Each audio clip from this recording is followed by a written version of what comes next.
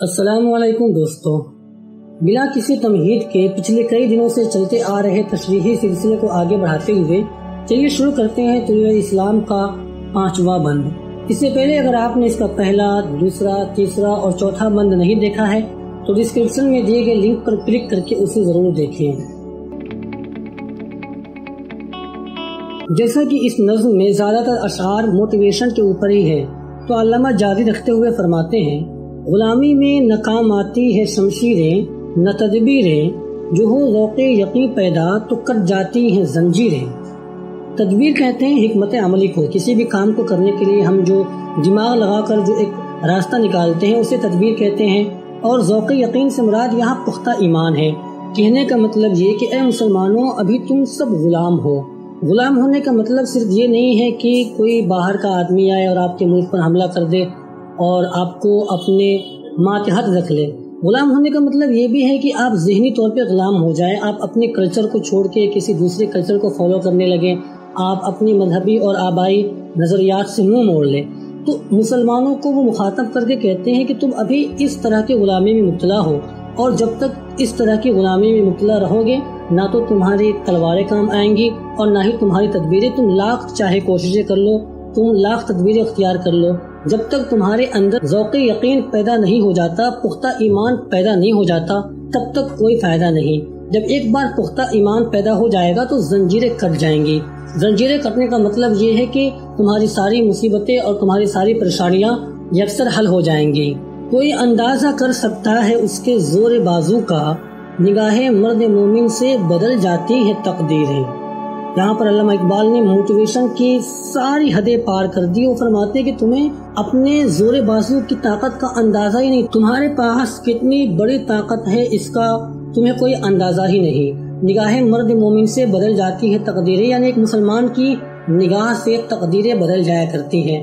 خیال رہے کہ یہاں تقدیریں بدلنا یہ حقیقتاً مراد نہیں ہے، اس لیے کہ تقدیر لکھنے یا بدلنے کا فیصلہ صرف اور صرف اللہ کے ہاتھ میں ہوا کرتا ہے۔ یہ ایک دوسرا کلام ہے، یہ ایک تشبیہ اور ایک مبالغہ ہے، یعنی تم اپنے اعمال اور اپنے ایمان سے اتنا زیادہ گہرا اثر پیدا کر سکتے ہو گویا کہ تمہاری تقدیریں بدل ہی جائیں گی۔ ولایت، بادشاہی، علم اشیاء کی جہانگیری، یہ سب کیا ہیں؟ فقط ایک نقطۂ ایمان کی تفسیریں۔ علامہ اقبال فرماتے ہیں کہ اس دنیا میں جتنی چیزیں اہم ہیں ان میں سے سب سے زیادہ جو اہم چیزیں وہ 3 ہیں۔ ایک ہے ولایت، ولایت کا مطلب ہے روحانیت، اسپرچوالٹی، اللہ تعالیٰ کے قریب ہونا، اور دوسری اہم چیز ہے حکومت حاصل ہونا، پاور کا حاصل ہونا، اور تیسری اہم چیز ہے علم اشیاء، یعنی اس دنیا کے اندر جتنی بھی چیزیں ہیں، آسمان اور زمین کے بیچ میں جتنی چیزیں ہیں ان سب چیزوں کے بارے میں جاننا۔ تو فرماتے ہیں کہ یہ تینوں چیزیں یہ کہاں سے نکل کے آتی ہیں؟ یہ سب کیا ہے؟ فقط ایک نقطۂ ایمان کی تفسیریں، یعنی یہ تینوں چیزیں اور یہ 3 ہی کیا، الغرض دنیا کی ساری خوبیاں اور ساری اچھی باتیں صرف اور صرف ایمان ہی کی ایک تفسیر ہے۔ ایمان ان سب چیزوں کا مجموعہ کامل ہے، کیونکہ جس کا اللہ تعالیٰ پہ ایمان ہوگا تو اللہ تعالیٰ کے حکم کے مطابق اسے علم اشیاء بھی حاصل ہوگی، کیونکہ اللہ تعالیٰ نے اپنے ایمان لانے والوں کو یہ حکم دیا کہ تم الگ الگ چیزوں کے بارے میں معلوم کرو۔ تو اس طریقے سے علم اشیاء، بادشاہی اور ولایت یہ سب کی سب چیزیں ایمان ہی کی تفسیر ہیں۔ ایمان ان سب چیزوں کو شامل ہے۔ علامہ نے ایمان کی اہمیت تو پیچھے بتا دی، پھر آگے فرماتے ہیں کہ ایمان کا حاصل ہو جانا اتنا آسان بھی نہیں ہے۔ ایمان کا مطلب صرف یہ نہیں ہے کہ آپ مسلمان ہو اور کلمہ پڑھتے ہو، صرف یہ مطلب نہیں، بلکہ کیا مطلب ہے؟ وہ فرماتے ہیں براہیمی نظر پیدا مگر مشکل سے ہوتی ہے، ہوس چھپ چھپ کے سینوں میں بنا لیتی ہے تصویریں۔ ابراہیمی نظر سے مراد یہاں پر حضرت ابراہیم علیہ السلام جیسا اللہ تعالیٰ پہ توکل، بھروسہ اور ایمان کی پختگی ہے۔ کہتے ہیں کہ یہ جو ایمان ہے وہ ایمان جو ولایت، بادشاہی اور علم اشیاء کی تفسیر تھی، وہ ایمان، ایسا توکل، ایسی ابراہیمی نظر بہت مشکل سے پیدا ہوتی ہے۔ آدمی ظاہری طور پر تو مسلمان ہو جایا کرتا ہے، اپنے آپ کو مومن کہتا ہے، مگر ہوس چھپ چھپ کے سینوں میں بنا لیتی ہے تصویریں، لیکن اس کے دل کے اندر دنیاوی چیزوں کی ہوس اور عیش و آرام کی خواہش اس کے دل میں جمی رہتی ہے، جس کی بنیاد پر وہ ہمیشہ گناہ پہ آمادہ ہوتا رہتا ہے اور اللہ تعالیٰ سے دور ہوتا رہتا ہے۔ تو جس ایمان کی علامہ یہاں پر بات فرما رہے ہیں اس کے بارے میں کہتے ہیں کہ ابراہیمی نظر پیدا مگر مشکل سے ہوتی ہے، یہ ایمان کو حاصل کرنا اتنا بھی آسان نہیں۔ یہ شعر دراصل ایک منہ توڑ جواب ہے ان لوگوں کے لیے جو علامہ کے اشعار کو سن کے بہت زیادہ خوش فہمی کا شکار ہو جاتے ہیں. جیسا کہ ابھی علامہ نے پیچھے کہا تھا نگاہ مرد مومن سے بدل جاتی ہے تقدیریں، تو اس طرح کے اشعار سن کے کچھ لوگ کہتے کہ ہم مسلمان ہیں اور ہمارے ایمان میں اتنی زیادہ طاقت ہے، ہماری دعائیں اتنی زیادہ مؤثر ہیں کہ ان سے تقدیریں بدل جائیں گی. تو خیال رہے علامہ نے یہ وضاحت کری کہ یہ اس ایمان کی بات نہیں ہو رہی جو عموماً ہر مسلمان کے پاس ہے، بلکہ یہاں مراد ایمان پختہ ہے، براہیمی نظر مراد ہے، حضرت ابراہیم علیہ السلام جیسا ایمان پختہ مراد ہے. تمیز بند و آقا فساد آدمیت ہے، حذر اے چیرہ دستاں سخت ہے فطرت کی تعزیریں. تعزیر کہتے ہیں سزا کو، اور حذر کا مطلب ہوتا ہے ڈرنا، اور چیرہ دستاں یعنی ظالم. کہنے کا مطلب یہ ہوا کہ انسانوں کے اندر اس قدر تفاوت کہ کوئی غلام ہو، کوئی ایک آقا ہو، ایک بڑا ہو ایک چھوٹا ہو، یعنی پیدائشی طور پہ.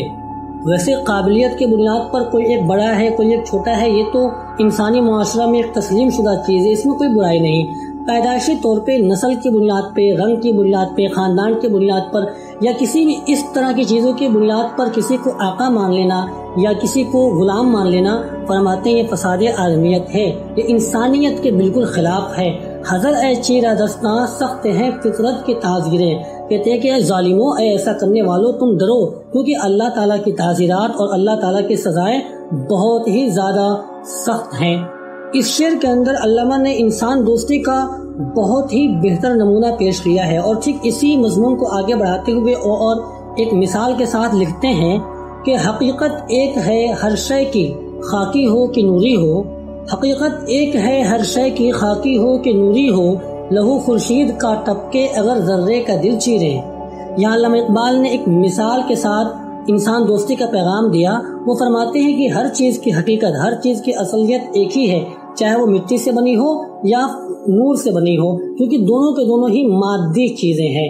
ٹھیک اسی طریقے سے جیسا کہ خورشید یعنی سورج جو اپنے آپ میں ایک بہت بڑی چیز تصور کی جاتی ہے، اور ایک معمولی سا ذرہ، ظاہری طور پر یہ دونوں ایک جیسے نہیں ہیں، پر حقیقت میں یہ دونوں کے دونوں ایک ہی جیسے ہیں. ان دونوں کے درمیان آپس میں اتنا زیادہ اتصال ہے کہ اگر ذرے کا دل چیرا جائے تو سورج سے خون بہنے لگے. یہ ایک مثال کے طور پہ فرما رہے ہیں کہ ہر ایک مادی چیز دوسری مادی چیز سے اس قدر جڑی ہوئی ہے کہ اگر ایک کے ساتھ کچھ غلط کیا جائے تو اس کا اثر دوسرے پر بھی پڑے گا. تو جب سورج اور ایک معمولی سے ذرے کا یہ حکم ہے تو تم اے انسانوں اپنے آپس کا سوچو کہ تم لوگ آپس میں کس طریقے سے جڑے ہوگے. اگر ایک کو تکلیف پہنچتی ہے یا اگر ایک کے ساتھ کچھ برا ہوتا ہے تو اس کا اثر سب پر ہوتا ہے. اس شعر میں علامہ نے اس قرآن کی آیت کا مفہوم ادا کیا ہے جس میں اللہ تعالیٰ فرماتے ہیں کہ جس میں اللہ تعالیٰ فرماتے ہیں کہ جس نے میرے ایک انسان کو تکلیف پہنچائی گویا کہ اس نے پوری انسانیت کو تکلیف پہنچائی، اور اگر جس نے کسی ایک کا بھلا کیا تو گویا کہ اس نے پوری انسانیت کا بھلا کیا. آگے علامہ فرماتے ہیں یقین محکم عمل پہ ہم محبت فاتح عالم جہاد زندگانی میں ہے یہ مردوں کی شمشیریں. علامہ فرماتے ہیں کہ جس طریقے سے جنگ کے اندر لوگوں کی تلوار اور ان کا ہتھیار ہی ان کے لیے سب سے اہم چیز ہوا کرتی ہے، ٹھیک اسی طریقے سے جو ہمارے زندگی کی جنگ ہے وہ کسی بھی طرح کے ہوں، علمی میدان میں ہو، سیاسی میدان میں ہو یا اپنے معاشرے کے اندر ہو، ہم کسی بھی پریشانی سے جوڑ رہے ہوں تو جو ہماری تلوار ہے، جو ہمارے لیے سب سے زیادہ جو اہم چیزیں ہیں وہ تین ہیں: یقین محکم، عمل پہ ہم، محبت فاتح عالم. یعنی ہمارے اندر اللہ تعالیٰ پہ پختہ ایمان ہو اور ہمارے اعمال اور ہمارے سارے کام اللہ تعالیٰ کے حکم کے مطابق ہوں، اور ہمارے دلوں کے اندر ایک ایسی محبت ہو، ہمارا اخلاق اتنا زیادہ پختہ ہو جس کی بنیاد پر ہم پوری دنیا کو فتح کرنے کی صلاحیت رکھتے ہوں. یعنی حقیقی میدان جنگ میں تو تلوار ہی کام آیا کرتی ہیں، پر ہم جب زندگی کے میدان میں داخل ہوتے ہیں تو پھر تلوار نہیں، پھر ایمان، عمل اور ہمارے اخلاق کام آیا کرتے ہیں. کیونکہ جنگ کے اندر جس طریقے سے ہم اپنی تلوار سے دشمن کو ختم کرتے ہیں، ٹھیک اسی طریقے سے حقیقی زندگی کے اندر ہم اپنے ایمان سے خود کو مضبوط کرتے ہیں اور اپنے عمل اور اپنے اخلاق سے لوگوں کو اپنے دین کی طرف دعوت دیا کرتے ہیں. چباید مرد را طبع بلندے مشرب نابے دل گرمے نگاہ پاک بینے جانے بے تابے. یہ اردو کا نہیں، دراصل یہ فارسی زبان کی عبارت ہے جس کا آسان سا مطلب یہ ہے کہ کسی بھی انسان کو کس چیز کی ضرورت ہے. چباید مرد را، کسی بھی انسان کو کس چیز کی ضرورت ہے؟ اسے ضرورت ہے طبع بلندے، ایک بلند طبیعت کی، بلند ارادے اور بلند حوصلے کی، مشرب نابے اسے بلند ہے اپنے ایک ایسے مقصد کی جو اس کے سامنے بالکل واضح ہو، اسے پتا ہو کہ ہمیں کیا کرنا ہے تاکہ اس کی زندگی اور اس کا وقت ضائع نہ ہو۔ دل گرمے، اسے ضرورت ہے گرم جوشی کی، اسے ضرورت ہے اس چیز کی کہ اس کا دل ہمیشہ اپنے مقصد کو حاصل کرنے کے لیے گرم رہے اور اس کے لیے ہر وہ محنت اور ہر وہ کوشش کرنے کے لیے وہ تیار رہے جو کامیابی کے لیے ضروری ہے۔ نگاہ پاک بینے، ضرورت ہے اس بات کی کہ انسان کی نگاہ، اس کی نظر پاک ہو۔ نظر پاک ہونے کا مطلب ہماری ظاہری نگاہ بھی پاک ہو، یعنی ہم کسی بھی غلط چیز کو نہ دیکھیں، اور ہمارے دل کی نگاہ بھی پاک ہو، یعنی ہمارے اندر اخلاص ہو، للہیت ہو۔ جانے بےتابے، ہماری جان ہمیشہ بےتاب رہے، ہمارا دل ہمیشہ بےتاب رہے اللہ اور اس کے رسول کے پیغام کو عام کرنے کے لیے اور ہر نیک مقصد کو حاصل کرنے کے لیے۔ تو بس آج کے لیے اتنا ہی، ملتے ہیں اگلی ویڈیو میں اس کے اگلے بند کے ساتھ۔ تب تک کے لیے اگر آپ کو میرا کام پسند آتا ہے تو ویڈیو کو لائک کیجیے، چینل کو سبسکرائب کیجیے اور اس ویڈیو کو شیئر کر کے ہمارے حلقے کو مزید وسیع بنانے میں ہماری مدد کیجیے۔